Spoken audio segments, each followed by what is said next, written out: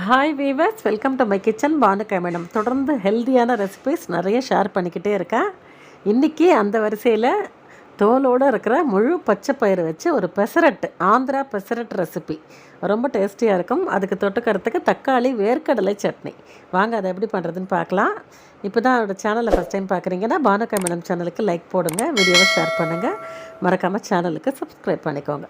2 தக்காளி பழம், பெரிய தக்காளி, சும்மா ஒரு கால் பிடிச்ச பிடிக்கு கருவேப்பிலை கொஞ்சம், கொத்தமல்லி கொஞ்சம், மலை பூண்டு அப்படிங்கிறதுனால ஒரு 4 பல் எடுத்துக்கிட்டேன். குட்டி பூண்டு அப்படின்னா ஒரு 10 பூண்டு கூட வச்சுக்கோங்க.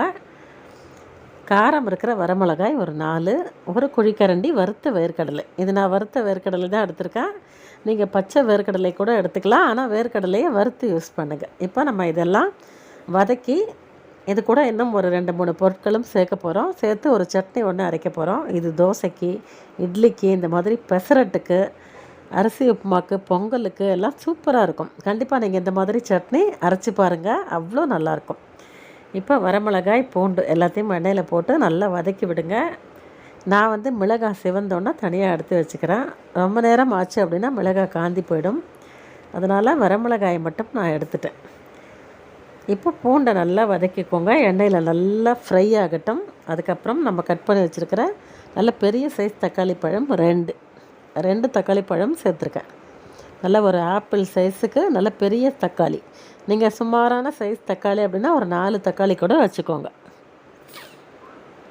இந்த 2 தக்காளி பழம் சேர்த்துட்டு கருவேப்பிலை கொஞ்சம், கொத்தமல்லி கொஞ்சம் வாஷ் பண்ணி எடுத்து வச்சுருக்கேன். அதையும் ஒன்று பின்னாடி ஒன்றா சேர்த்துக்கலாம்.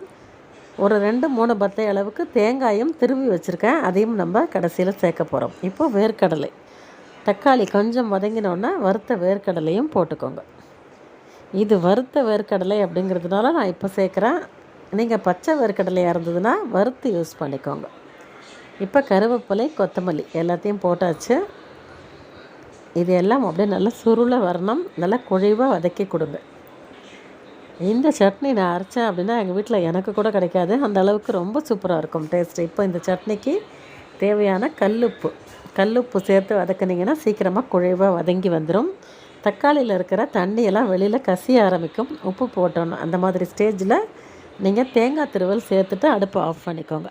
நான் வந்து ஒரு 2-3 பத்தை அளவுக்கு தேங்காய் திருவி வச்சுருக்கேன். அந்த திருவின தேங்காயை நம்ம அதில் சேர்த்துக்கலாம். இது என்ன அப்படின்னு பார்த்தீங்கன்னா, 1 டேபிள் ஸ்பூன் கடலைப்பருப்பு, நல்ல பொன்னிறமாக கடலைப்பருப்பாக வறுத்து சேர்த்துக்கிறேன். இந்த தாளிப்பு செய்யும்போது நான் கடலைப்பருப்பு போட்டிருக்கணும், எடுத்தும் வச்சுருக்கேன். ஆனால் போடுறதுக்கு வீடியோ எடுக்கிறதுனால போடும்போது மிஸ் ஆகிடுச்சிங்க. அதனால் தனியாக வறுத்து சேர்த்துருக்கேன். நீங்கள் ஆரம்பத்துலேயே தாளிக்கும் போதே பருப்பு சேர்த்து வறுத்துக்கோங்க. 1 டேபிள் ஸ்பூன் கிட்ட கடலைப்பருப்பு போட்டிருக்கேன். இப்போது ஒரு 2-3 பத்தை அளவு தேங்காய் நல்லா மிக்சியில் நல்லா துருவி சேர்த்துருக்கேன். அதையும் இந்த தக்காளி கூட சேர்த்து லேசாக இந்த மாதிரி ஒரு திருப்பு விட்டுட்டு அடுப்பை ஆஃப் பண்ணிக்கோங்க. இந்த சூட்லேயே அந்த தேங்காய் வந்து நல்லா சேர்ந்து வந்துடும் ஒன்று போல். இது கொஞ்சம் ஆறட்டும், நம்ம அரைக்கலாம். பெசரட்டு மாவு அரைச்சி ஒரு 4-6 மணி நேரம் நீங்கள் வெளியில் வைங்க. இந்த மாதிரி பொங்கி வரணும். ஏர் பபிள்ஸ் வந்து எப்படி பொங்கி வந்திருக்கு பாருங்கள். இந்த மாதிரி பொங்கி வந்தால் தான் நல்லாயிருக்கும். 1 டம்ளர் பச்சை பயிறு அப்படின்னா 1 டம்ளர் இட்லி அரிசி, ஒரு 4 காரம் இருக்கிற காஞ்ச மிளகா வச்சு அரைச்சிருக்கேன். வேறு எதுவுமே நான் அதில் சேர்க்கலை. நீங்கள் சீரகம் பிடிக்கும் அப்படின்னா அது கூட நீங்கள் 1 டீஸ்பூன் சேர்த்து அரைச்சிக்கோங்க. நான் வெறும் வரமிளகாய், பச்சை பயிறு, அரிசி இதுதான் சேர்த்து அரைச்சிருக்கேன். இப்போ இதுக்கு எண்ணெய் நல்ல கடுகு தாளித்து கொட்டிக்கிட்டேன். சட்னிக்கு சூப்பராக ஒரு தாளிப்பும் செஞ்சாச்சு. ரொம்ப டேஸ்ட்டாக இருக்கும் இந்த சட்னி. இதே மாதிரி நீங்களும் கண்டிப்பாக அரைச்சி பாருங்கள். இப்போ நான் பெசரட்டு ஊற்றுறதுக்கு ஆரம்பிக்கிறேன். மாவு கெட்டிமாக இருந்தால் பாத்திரத்தில் கொஞ்சம் மாற்றிக்கிட்டு நீங்கள் லூஸ் பண்ணிக்கோங்க. நல்ல பெரிய வெங்காயம் 1 பொடியாக கட் பண்ணி வச்சுருக்கேன். நல்ல கொத்தமல்லி இலைகள் பொடியாக கட் பண்ணி வச்சுருக்கேன், வாஷ் பண்ணி.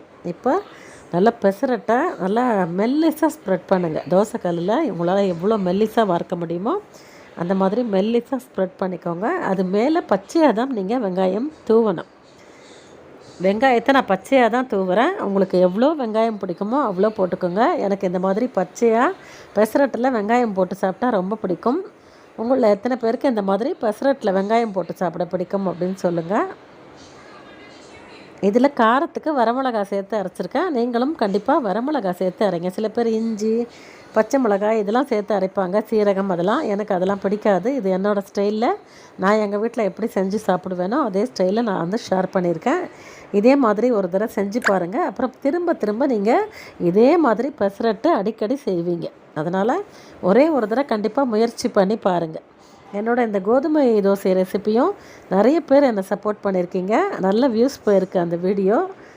நல்ல ஹெல்த்தியான ரெசிபிஸ் தான் நான் தொடர்ந்து ஷேர் பண்ணிக்கிட்டே இருக்கேன். நம்ம சேனலுக்கு தொடர்ந்து நீங்கள் சப்போர்ட் பண்ணணும் அப்படின்னு கேட்டுக்கிறேன். இன்றைக்கி ரொம்ப ரொம்ப டேஸ்டியான தக்காளி வேர்க்கடலை சட்னி, உடலுக்கு ரொம்ப ரொம்ப சத்தான தோலோடு இருக்கிற முழு பச்சை பயிறு வச்சு ஒரு ஆந்திரா பெசரட் ரெசிபி. இந்த மாதிரி மெல்லிசா ஸ்ப்ரெட் பண்ணி வெங்காயம் போட்டு சாப்பிட்டிங்கன்னா அடிக்கடி செய்வீங்க. அவ்வளோ டேஸ்ட்டாக இருக்கும். ஓகே வியூவர்ஸ், வீடியோ பிடிச்சிருந்தால் லைக் பண்ணுங்கள். பானு கம்னம் சேனலுக்கு மறக்காமல் சப்ஸ்கிரைப் பண்ணிடுங்க. இதே மாதிரி தொடர்ந்து நிறைய ரெசிபிஸ் ஷேர் பண்ணுறேன். தேங்க்ஸ் ஃபார் வாட்சிங்.